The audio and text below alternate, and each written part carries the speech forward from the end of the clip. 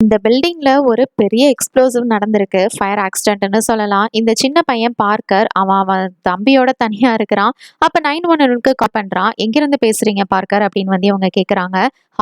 "எங்க அம்மா, அப்பா வந்து காணோம். இந்த பில்டிங்ல பெரிய எக்ஸ்ப்ளோசிவ் நடந்திருக்கு. 318 அப்படிங்கிற ரூம்க்கு ஆப்போசிட்ல தான் நாங்க இருக்கிறோம். எங்களுக்கு ஹெல்ப் வேணும்." அப்படின்னு கேட்க, "என்னது ஒரு குழந்தையோட நீ மட்டும் தனியா இருக்கியா?" அப்படின்னு வந்து கேட்குறாங்க. "ஆமா, எனக்கு சீக்கிரமா ஹெல்ப் பண்ணுங்க. என்ன பண்ணணும்?" அப்படின்னு கேட்டுக்கிறான்.